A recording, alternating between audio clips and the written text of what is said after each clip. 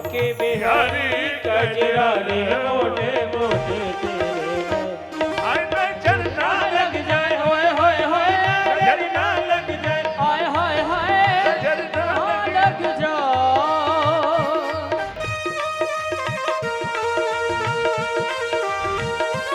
आनंद से भाव से सभी लोग आनंद लीजिए। हरि बोल।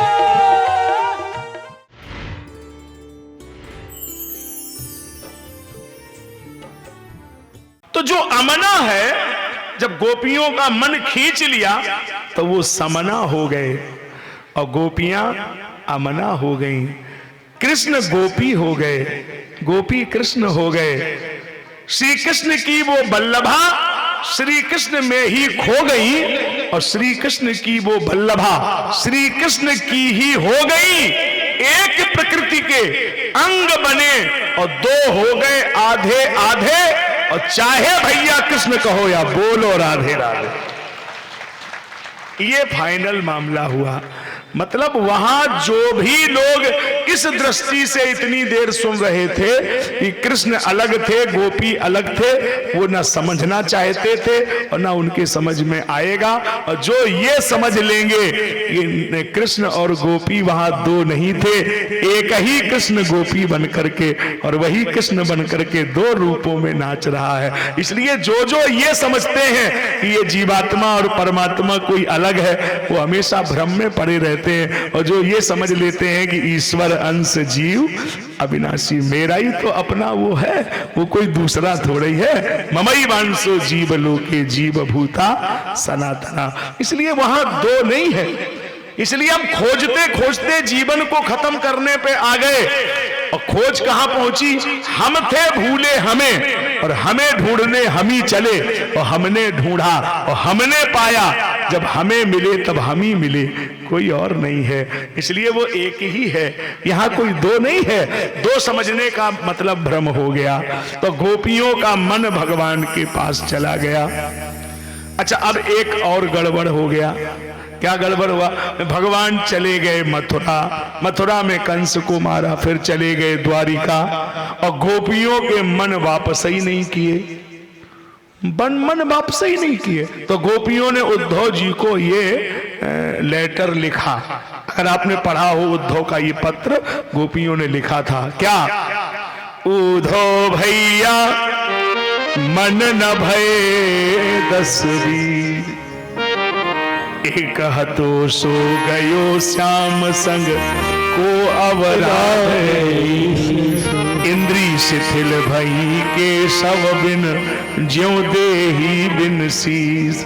तुम तो सखा श्याम सुंदर के सकल जोग के ईश। आशा लाग रहे तन श्वासा जीवहु कोटि बरीस। उद्धव भैया मन न भये दसवीं। एक मन है, वो भी मनमोहन को दे चुकी हैं, इसलिए और कोई मन हमारे पास है नहीं।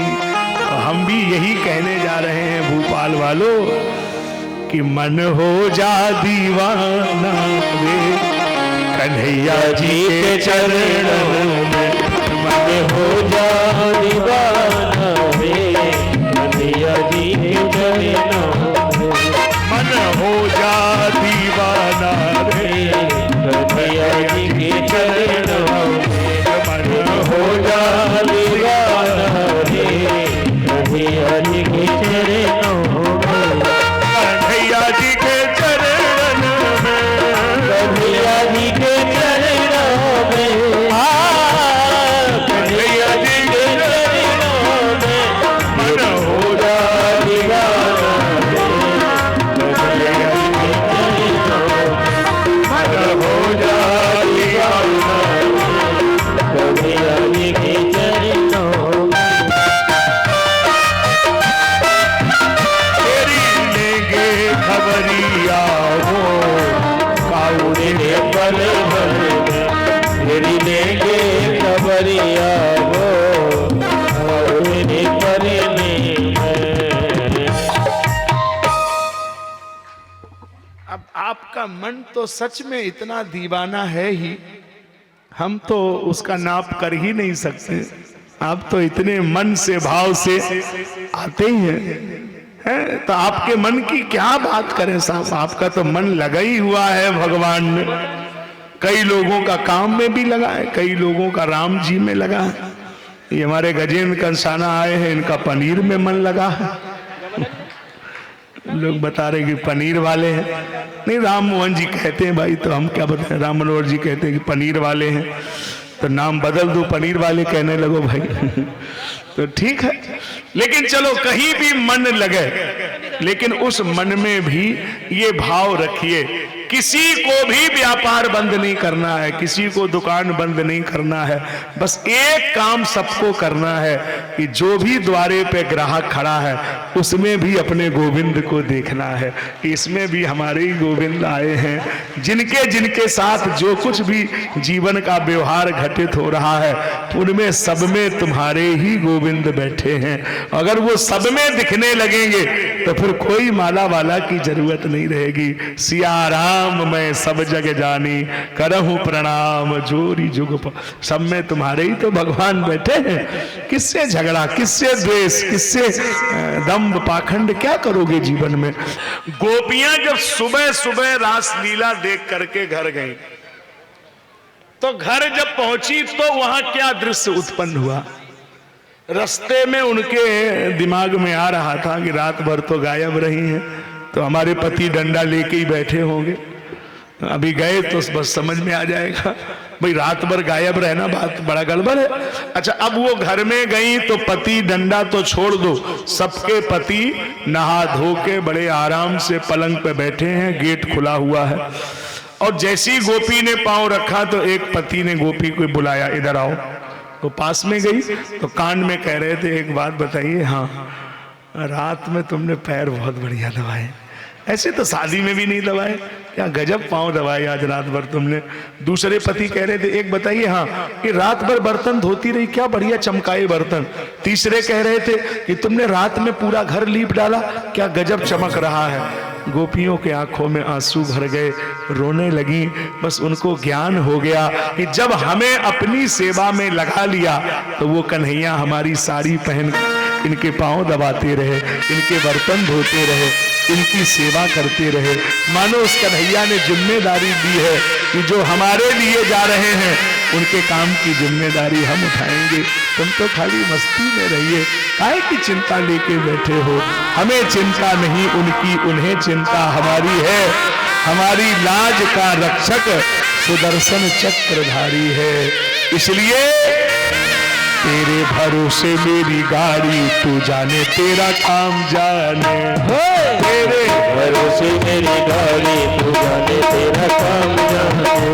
तू जाने तेरा काम जाने, तू जाने तेरा काम जाने, तू जाने तेरा काम जाने, तू जाने तेरा काम जाने।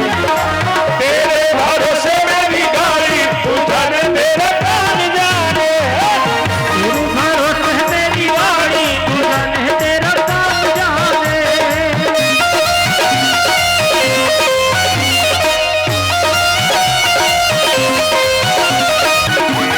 भरोसे मेरी गाड़ी, तू जाने तेरा काम जाने। जाने तेरा काम जाने। तेरे भरोसे मेरी गाड़ी, तू जाने तेरा काम जाने। भगवान गोपियों को आज छोड़ करके जा रहे हैं मथुरा के लिए। अब जिन लोगों ने कभी प्रेम किया हो, समझा हो, उनको ये समझना पड़ेगा कि कभी प्रेम में अंतर नहीं आया। आज तक मथुरा से लौट के बिहारी जी वृंदावन नहीं गए और एक गोपी वृंदावन से मथुरा मिलने नहीं गई। अब देखो क्या प्रेम का गजब खेल है। लोग प्रेम कहते हैं, ऐसे कोई प्रेम होता है जैसे आप समझना चाहते हैं। गोपी लौट करके कभी वृंदावन नहीं गई और भगवान ने एक बार भी मथुरा से वृंदावन की तरफ नहीं, और गोपी मिलने मथुरा नहीं गई। बिल्कुल बगल में रोज का बाजार करने जाती थी, मिली कभी नहीं। अच्छा, इसका मतलब प्रेम कम हो गया? नहीं नहीं, कम नहीं हुआ, क्योंकि प्रेम मिलने का नाम नहीं है। देखो ये समझने का बात, प्रेम मिलने का नाम नहीं है। प्रेम समर्पण का नाम है, क्योंकि प्रेम तन का मिलन नहीं है, प्रेम मन का मिलन है। और जहां मन का मिलन है वहां पर साहब क्या जरूरत क्या है कि साहब हम मिलेंगे तभी। इस प्रेम में नेम नहीं होता है सुनो सुजान, प्रेमी बन प्रेमिका की चीख पीख लेती थी, और न जाने कौन सा ममीरा लगाए थी वो मीरा, जो नैन बंद करके घनश्याम देख लेती थी। आंख बंद होने पर भी वो आगे पीछे ही घूमता रहता था ना, इसलिए समर्पण की भाषा है ना। तो यहां जब जाने लगे तो किशोरी जी ने एक बात कही, तेरे खातिर कन्हैया मैं जोगन बनी, खाक तन पे लगी की लगी रह गई, तेरे खातिर कन्हैया मैं जोगन बनी, खाक तन पे लगी की लगी रह गई, छोड़ घनश्याम हमको अब मथुरा चले, कोई शिकवा नहीं कोई शिकायत नहीं। अब शब्दों पर ध्यान देना, कितनी बड़ी बात कह दी उस गोपी ने, छोड़ घनश्याम हमको अब मथुरा चले, कोई शिकवा नहीं कोई शिकायत नहीं, पीछे मुड़ कर के हमको भी देखा नहीं। अब इस बात में दम है, ये प्रेम में स्वीकार करना चाहिए। क्या? पीछे मुड़कर के हमको भी देखा नहीं, मेरी पूजा में कोई कमी नहीं, मेरी पूजा में कोई कमी नहीं, छोड़ घनश्याम हमको अब मथुरा चले, हमारी पूजा में कोई कमी रह गई। इसलिए देखो कहीं न कहीं भगवान के देने में गड़बड़ नहीं है, हमारी अपनी कुछ कमी जरूर होगी, इसी कारण तो ये सब होगा ना। तो भगवान मथुरा प्रवेश करते हैं, रजकम कंचितायांतम रंग पाणिम गदाग्रजा। एक धोबी मामा कपड़े धो रहा है, भगवान ने उस धोबी मामा से कहा कि मामा ये कपड़े हमें भी दे दो। तो उसने कहा ये भोजराज कंस के मैं धोबी हूँ, ये कोई ग्वाल वालों के कपड़े धो रही है। बड़ा अकड़ने लगा। भगवान ने बलराम दादा से कहा दादा इसका क्या करना चाहिए। दादा ने कहा कि बोहनी का टाइम है, पहले शुरू करो, एक आदमी पिटेगा तभी काम बनेगा, नहीं तो पूरा दिन खराब होगा, एक को तो पीट ही दो तभी ठीक हो, पूरा मथुरा में माहौल बन जाएगा साहब। उसको एक जमाया बलराम दादा ने, एक में ही पूरी मथुरा में हाहाकार मच गया कि साहब बोलना नहीं, तुरंत गड़बड़ हो जाएगा, कहीं रहो तो माहौल बनाना पड़ता है, ऐसे तो नहीं होता माहौल। हनुमान जी ने ऐसा माहौल बनाया लंका में, जौन मिला उसको पटक के मारा, अक्षय कुमार ये वो फलाने मार पीट के मारा, सिंघिनी फलाना ठिकाना। और जब हनुमान जी ने बड़ी मेहनत कर दी, लंका जला दी, सब हो गया। अब अंगद जी गए, अंगद जी गए तो अंगद जी को किसी आदमी से ये नहीं पूछना पड़ा कि हमें कहाँ जाना है। अंगद जी जहां खड़े हो वहीं चार लोग कहने लगे सीधे सामने, सीधे सामने, ये सामने, सीधे यही सामने जाओ, सामने। अब एक आदमी ने पूछा कि इन्होंने पूछा तो है नहीं पता। हाँ नहीं पूछा, अपनी तरफ से इनको क्यों बता रहे हो। बोले तुम्हें मालूम ये कौन है। वही बंदर, वही फूको, वही फूको, वही फूको। उन्हें ये लग रहा था फिर न फूक दे, वही बंदर वही। ऐसी दहशत मच गई, आवा कपि जही लंका जारी, पूरी लंका में दहशत।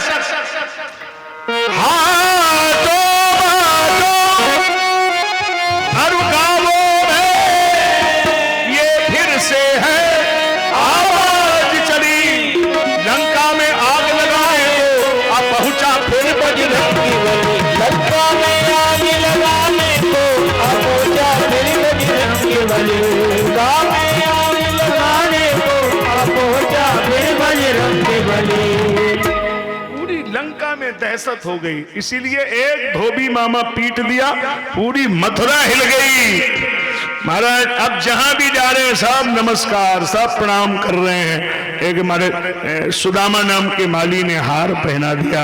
एक बड़ी टेढ़ी मेढ़ी स्त्री आ रही है, विलोक के कुबजाम युवती बरान नाम, 3 जगह से टेढ़ी है, उसका नाम त्रिबक्का सैरिंद्री, कुब्जा भी लोग उसको बोलते हैं। तो भगवान ने उसको रूप दे दिया, बड़ा सुंदर बना दिया, सुंदरी शुक्लोद भवा।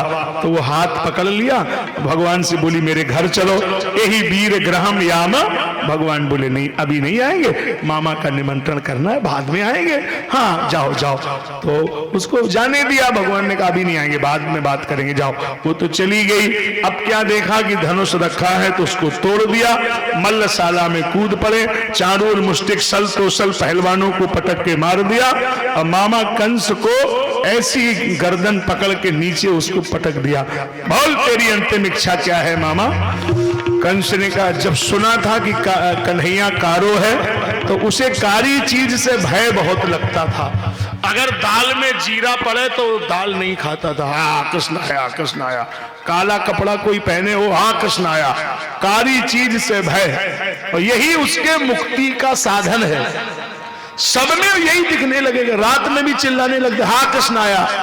जागत सोवत शरण तुम्हारी। देखो तुलसी अपने राम को रीज भजो या खीज, पर खेत परे को जमे गो उलटो सीधो। नाम कैसे भी किसी भाव से लिया जाए, लेकिन वो तो कहीं न कहीं फलीभूत तो हो ही जाएगा ना। तो कंस डर की वजह से याद कर रहा है, याद तो उनको ही कर रहा है ना। जैसे आपको भगवान मिल जाए तो कहाँ रखोगे आप? दिल में, मंदिर में, घर में, हृदय में, मन में। अच्छा एक लोगों को भगवान जी मिल गए, बिहारी जी, बोले हमें रहना है, बोलो कहाँ रखोगे? तो उसने कहा कि जगह हम बता रहे, बोलो। बसो मोरे नैनन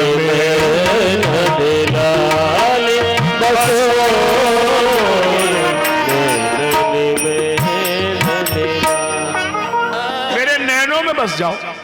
अच्छा इनका नाम क्या है? मीराबाई।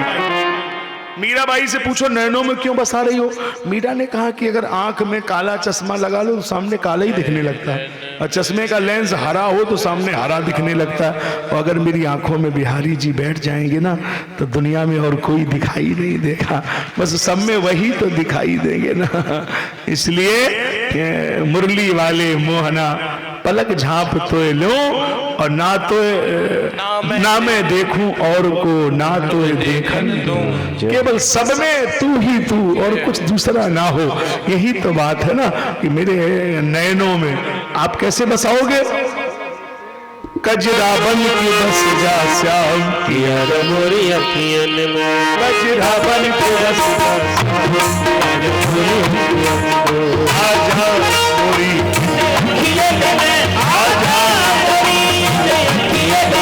कजरा बन के बस जा श्याम, कजरा बन के बस जा श्याम।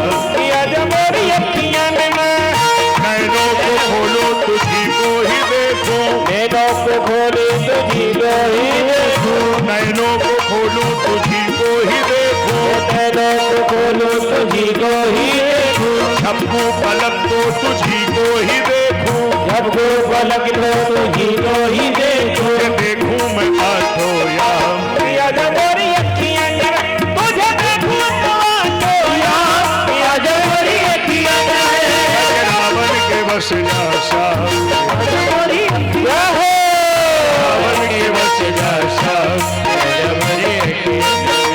कजरा बन के बस जा श्याम, कि आजा मोरी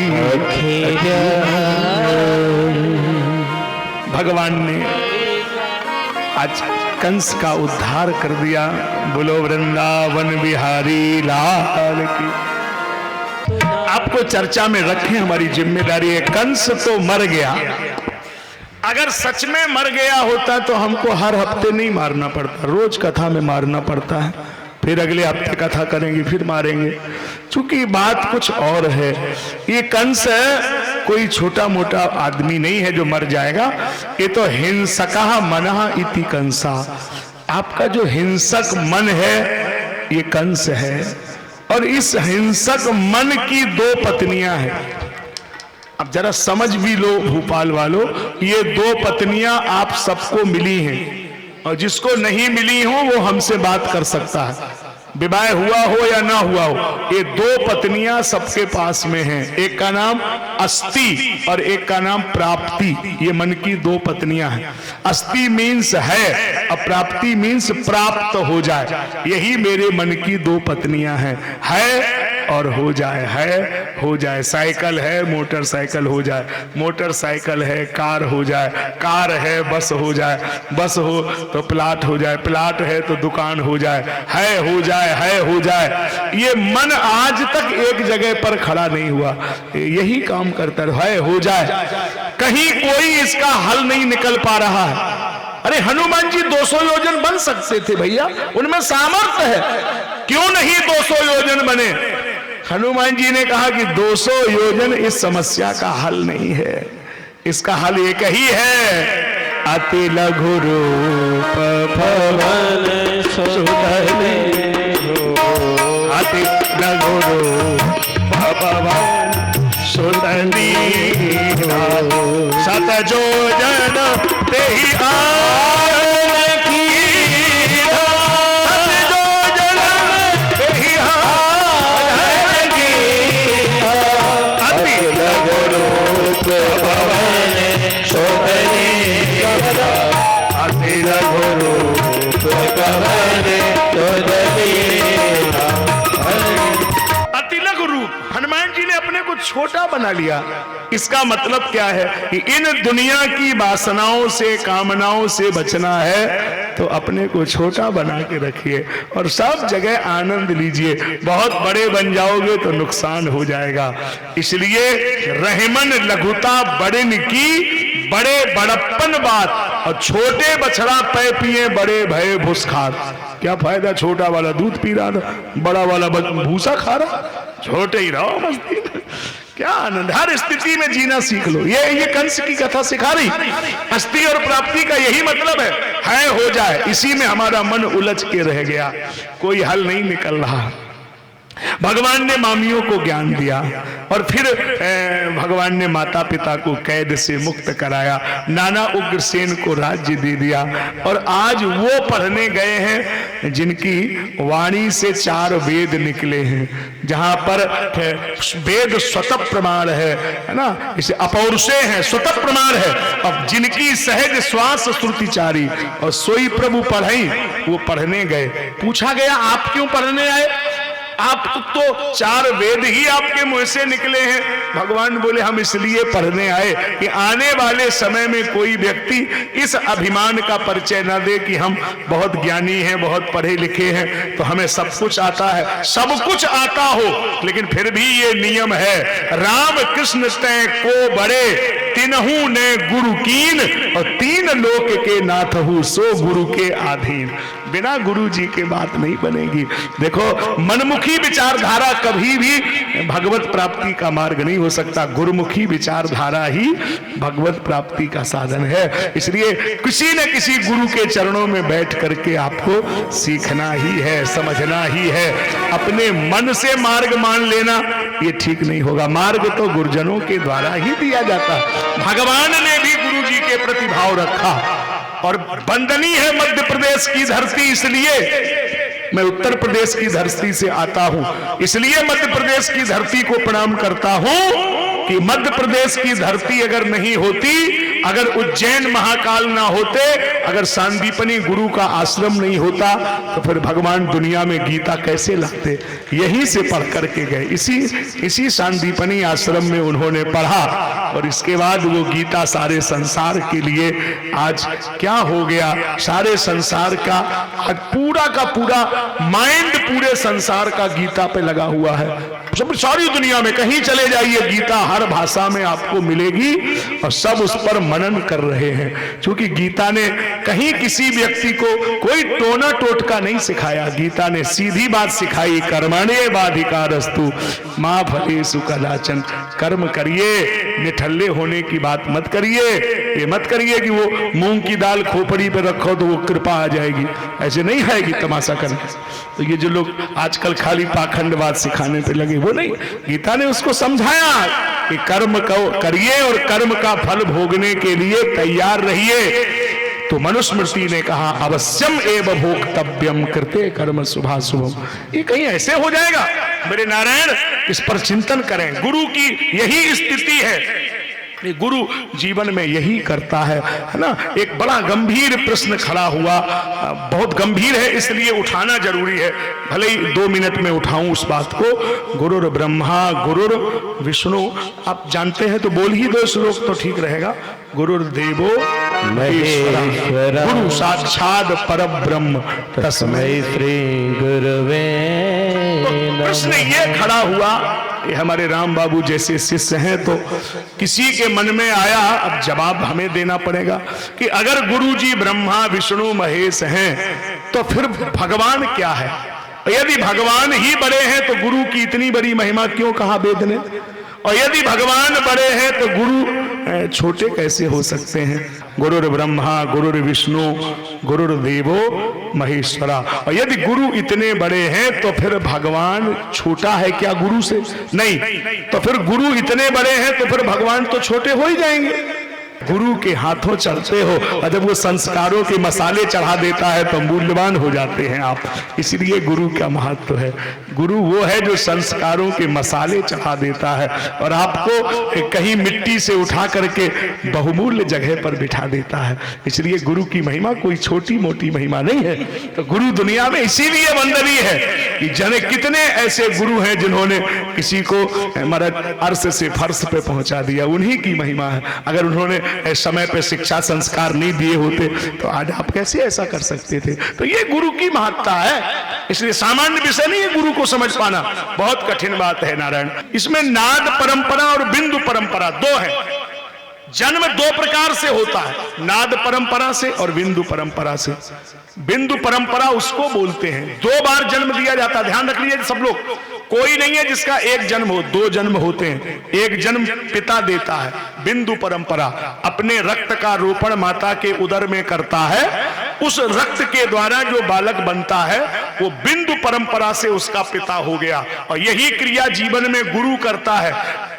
कर्ण के द्वारा मंत्र रूपी बीज को हृदय में रोपित करता है और संस्कारों का जल छिड़क करके और उसमें संस्कृतियों की खाद लगा करके आपके हृदय में यह मंत्र रूपी पौध को पल्लवित कर देता है। तो गुरु भी पिता के बराबर अधिकार रखता है। इसलिए संसार के व्यवहार में पिता का परिचय होता है, लेकिन जब कुंभ मेले में आओगे, जब वृंदावन काशी आओगे तो पिता का परिचय कोई नहीं पूछेगा, यही पूछेगा तुम्हारा नाम क्या, तुम्हारे गुरु जी का नाम क्या। वहां वंदे गुरु परंपराम का क्रम है। इसलिए गुरु की परंपरा है। तो गुरु भी जन्म देता है, पिता भी जन्म देता है। सामान्य विषय नहीं गुरु को समझना। तो यहाँ पढ़ करके भगवान जब लौट करके आए तो एक इनके मित्र हैं और मंत्री भी हैं। और ज्ञान की बात करें तो उनसे बड़ा ज्ञानी कौन होगा? वृषणी नाम प्रवरो मंत्री कृष्णस्य द्वैता सखा। अद्वैत सखा है। शिष्यो बृहस्पते साक्षात उद्धवो बुद्धि सप्तमा। बृहस्पति जी के शिष्य हैं। तो ज्ञान होना स्वाभाविक बात है, लेकिन ज्ञान में एक ही कमी है कि ज्ञान में अकड़ होती है। और भक्त में एक ही विशेषता है कि भक्ति में पकड़ होती है। ज्ञानी अकड़ में रहते हैं और भक्त पकड़ में रहते हैं। भक्त विनम्र होते हैं और ज्ञानी थोड़े अकड़ में रहते हैं। इसलिए भक्ति में कोई डिग्री नहीं होती है ना। भक्त तो वो भी हो सकता है जो कभी विद्यालय का मुंह नहीं देखा है, लेकिन ज्ञान के लिए तो वेद पुराण पढ़ना है तो ज्ञान लेना ही पड़ेगा। लेकिन भक्त तो वो भी हो सकते हैं जिनको ये भी पता नहीं है कि ABCD कहां से शुरू होती है। क्योंकि भक्ति स्वतंत्र सकल गुण खानी, भक्ति में स्वतंत्रता है और ज्ञान ये स्वतंत्र पक्ष नहीं है। ज्ञान के पंथ कृपाण के धारा। इसलिए उद्धव जी ज्ञानी है और ज्ञान होना बड़ी अच्छी बात है, लेकिन बिहारी जी चाहते हैं कि ये भक्ति को कमजोर ना समझ लें। इसलिए इन्हें ये भी तो समझाना जरूरी है। कहा घनश्याम ने उद्धव से वृंदावन जरा जाना, वहीं पर प्रेम में उलझी गोपियों को विरह का कुछ तत्व समझाना। विरह की वेदना में सदा बेचैन रहती हैं, तड़प कर आह भरकर रो रो कर यही कहती हैं, है प्रेम जगत में सार और कोई सार नहीं। चले मथुरा से उद्धव जब तो वृंदावन निकट आया, वहीं पर प्रेम ने अपना अनोखा दृश्य दिखलाया। उलझ कर वस्त्र कांटों में लगे उद्धव को समझाने, तुम्हारा ज्ञान पर्दा फाड़ देंगे, हम हैं प्रेम दीवाने। नदी यमुना की धारा शब्द कलकल का सुनाती थी, भ्रमर गुंजार से भी तो यही आवाज आती थी। पपीहा कह रहा था आओ इधर आओ, पिए कहाँ है हमें भी तो बतलाओ। आहा, इसलिए उद्धव जी जहां जा रहे हैं तो वहां सब यही कहते चले जा रहे हैं कि है प्रेम जगत में सार और कोई सार नहीं। मैया यशोदा पीठ करके बैठी है दरवाजे पर, अपि संस्मृत्य संस्मृत्य नंदा कृष्णानुरक्ति। और जब भी होश में आती है तो एक ही बात कहती है, कान्हा एक बार फिर आजा, मैं माँ हूं मैं सब सह लूंगी, चुपके भी रो लूंगी, पर बिरहिन वृषभान लली को एक बार समझा जा, कान्हा एक बार फिर आजा। ऐसे माँ कह रही है। और जब गोपियां उद्धव जी से मिली तो एक ही बात पे चर्चा होने लगी, जाओ हम ऐसो जानती प्रेम करे दुख हो, तो नगर ढिढोरा पीट दी प्रेम न करियो। कह देती कि दुनिया में कोई प्रेम न करना। अब जरा इस पर चिंतन कर लो, प्रेम किया ही नहीं जाता है। अब एक नई बात आज हम आपसे छेड़ रहे हैं, किया ही नहीं जाता है। अगर कोई ये कह रहा है कि हमने प्रेम किया है तो बिल्कुल लोकल बात कह रहा है, क्योंकि जो किया जाए वो संबंध रिश्ता, और जो प्रेम किसको बोलते हैं, जो किया ना जाए लेकिन हो जाए। इसमें कोई कनेक्शन थोड़ी जोड़ना होता, हो जाए। अच्छा हो जाए तो आइडिया कैसे लगेगा कि हो गया? 3 बीमारी आपको मिल जाएंगी। अगर किसी को 3 बीमारी हो गई है तो समझ लो कि पक्का उसको प्रेम हो गया। बीमारी कौन सी है? 3। पहली बीमारी कहा ना जाए, दूसरी देखे बिना रहा ना जाए, तीसरी दर्द इतना जो सहा ना जाए। प्रेमी कह सकता नहीं है, देखे बिना रह सकता नहीं है, और दर्द इतना जो सह सकता नहीं है। इसलिए गोपियों ने कहा कि वादा करके श्याम ना आए, राधा के घनश्याम ना आए। तो उद्धव जी बोले हम उनको बोल दें, उनसे जाकर सब कुछ कहना लेकिन मेरा नाम ना आए। उनसे जाकर सब कुछ कहना लेकिन मेरा नाम ना आए। और ये प्रेम का सौदा बिल्कुल सस्ता, हम तो बिक भी गए पर दाम ना आए, हम तो बिक भी गए पर दाम ना आए। और जिसे एक बार जीवन में प्रभु का प्यार मिलता है, और जो लोग चाहते हैं कि हमें भगवान का दीवाना बनना है, तो वो एक बात अच्छी तरह नोट कर लें, अगर उन्हें ये गिफ्ट मंजूर ना हो तो वो फिर पैर पीछे करें, फिर ज्यादा उनके चक्कर में पड़ना नहीं। उनका गिफ्ट बहुत महंगा है। जैसे नहीं आजकल वो, मैं क्या बोलूं मेरे को पता नहीं है ज्यादा, जैसे नहीं आजकल वो करते हैं वो दोस्ती नहीं, फिर उसमें क्या बोलते हैं ना, वो प्रेजेंट क्या देना है। ये भगवान के यहाँ भी प्रेजेंट मिलता है, पैक रखा रहता भगवान के यहाँ। जो जिसने ज्यादा मंदिर के चक्कर लगाए, ज्यादा ही वो पूजा पाठ किया, वो तुरंत गिफ्ट पकड़ा देते और गिफ्ट में ही उलझ जाता है। अच्छा गिफ्ट सुनिए क्या है, जिसे एक बार जीवन में प्रभु का प्यार मिलता है, उसे बस आंसुओं के हार का उपहार मिलता है। ये प्रेम, ये आंख कभी भी सूख ही नहीं सकती है, गीली बनी ही रहेगी। जिसे एक बार जीवन में प्रभु का प्यार मिलता है, उसे बस आंसुओं के हार का उपहार मिलता है। न तन से प्राण जाता है, न प्राणाधार मिलता है। और किसको दिखाऊं बढ़ती मर्ज की मंजिल, न कोई वैद्य मिलता है, न कोई उपचार मिलता है। दूर रह करके उनसे न जाने क्या क्या बात होती है हृदय के तार से, जब उस हृदय का तार मिलता है और जहां कुछ छल छलाता अश्रु जल दिखलाई देता है, बस उसी मानस में हमको वो सांवरा सरकार मिलता है। ये द्रगबिंदु कह रहे हैं, दिल में घनश्याम आ गए, और दिल में गर घनश्याम ना होते तो ये बरसात ना होती। ये बरसते हुए आंसू ये प्रमाण दे रहे हैं कि दिल में घनश्याम आ गए। मम गुण गावत फूल शरीरा गद गद गिरा नयन बहनीरा गद गद गिरा नयन बहनीरा। उद्धव जी से गोपियों ने कहा, उद्धव जी आपके ये ज्ञान का यहां कोई सुनने वाला नहीं है, क्योंकि प्रियतम सो प्रियतम को पतियां लिखूं, जो कहूं होए विदेश, जो मन में जो प्राण में ताको कौन संदेश। जो मेरे मन में है प्राण में है उसे क्या संदेश देना है। सुना जब प्रेम अद्वैत तो उद्धव की खुली आंखें, आशा महो चरण रेणु जुषाम हम श्याम, वृंदावने किमपि गुल्म लतौ सधीनाम, यह दुष्ट जम सुगन मारे प्रथम चहित्वा भेजुर मुकुंद पदीम प्रज्ञाम। किशोरी जी के चरणों को उद्धव जी ने पकड़ लिया और कहा, मां जा रहे हैं और जल्दी लौट के वृंदावन आएंगे। और फिर भगवान जी से भी कह दिया, तुम रहो मथुरा में, हम जा रहे वृंदावन। क्यों? जहां विराजे राधा रानी अलबेली सरकार, सवरिया ले चल पल्ली पार, सवरिया ले चल पल्ली। ये प्रेम का अद्वैत उदाहरण है जो उद्धव जी की कथा में हम समझते हैं। अब दोनों जो कंस की पत्नियां हैं वो आज अपने पिताजी के घर में रो करके गई। पित्रे मगध राजाय जरासंधाय धीयते। समय भले ही 2 मिनट हो, लेकिन हम लोग किसी अध्याय को छोड़ नहीं सकते, ये हमारी परंपरा में है। तो इसलिए अब जरूर हम अपनी बात कह कई बात को वहां तक ले जाएंगे। तो आज दोनों रोई तो मगध देश के राजा जरासंध ने 17 बार मथुरापुरी पर आक्रमण किया। 18वीं बार में कालेवन मिलेक्ष आया, भगवान ने रण छोड़ दिया, प्रवर्षण पर्वत पर चढ़ गए। मुचकुंद की कथा है, इक्ष्वाकु कुले जातो मानधात तनयो महान, मुचकुंद इति ख्यातो ब्रह्मणया सत्य संगरा, द्वारकापुरी का निर्माण। और इसी में इंद्र के द्वारा सुधर्मा नाम की सभा का भेंट किया गया।